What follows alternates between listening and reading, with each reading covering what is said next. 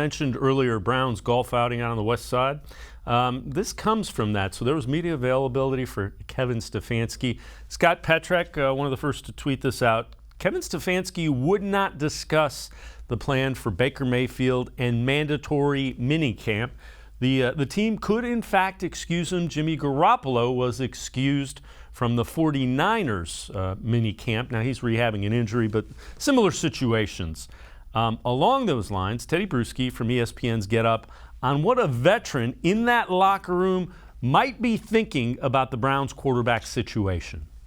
The big thing we're talking about here is that we don't know is, how long is Deshaun Watson going to be suspended? And first, you need that information, okay? If the NFL comes with 8 games, it's like, whoa, we got to figure something out, because when Deshaun comes back, this roster with Deshaun, we're good. We can make a push. So if it's 8 games, we need a way to win all of those 8 games. And if I'm a veteran in the locker room, I'm thinking, if Baker can get over his feelings and be mature about it, come on in here and you can work it out where you get him in here. He can help us win games, but that's what it's all about. It's about winning football games here, and it's about business. So a lot of times you just got to put personal feelings aside. They could handle this, because all the players know we're just in limbo right now, waiting for Deshaun, waiting for a decision on Deshaun. How many games is it going to be? Well, once you find out how many games, it's okay, who's going to give us the best chance? Because there are what ifs. What if Jacoby struggles? What if Jacoby goes down? Okay, we're going with Dobbs? So what team in the entire league would go into a quarterback situation with, if say it's 8 games, with Jacoby Brissett at quarterback, a veteran at quarterback, and then a player that's only thrown 17 career passes? Mac Robinson, that's a really good question. Just your thoughts on it. He lays it out pretty well.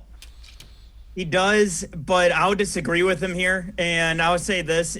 When it comes to the Cleveland Browns and the way that they've structured their quarterback rooms in the past, what they do is they structure the quarterback room so that they don't have to really change the offense all that much when it comes to the skill sets and what they succeed with.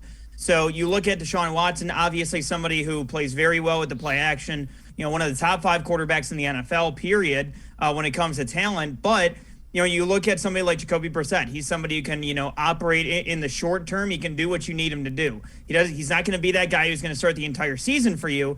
But again, he can run a similar type of offense surrounding the play action. You can lean on the run game, similar to what you did with Baker Mayfield.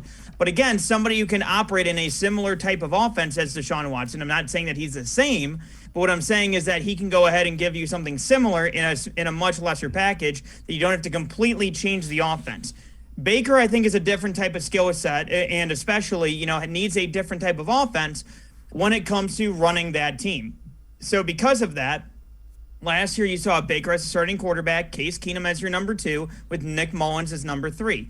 Obviously, there's more starting experience in that case, but again, I think that you're going based on those 3. That's the reason why after you saw them sign Jacoby Brissett, you immediately saw them trade off of Case Keenum. Then very shortly after, you saw them sign Josh Dobbs. Josh Dobbs, with 17 career passes, isn't really going to be added to another NFL roster currently, which means that he's probably going to end up on your practice squad. So he's somebody that you can keep in the camp, you can keep with the team, and that can know the offense. So it's a similar offense with all 3.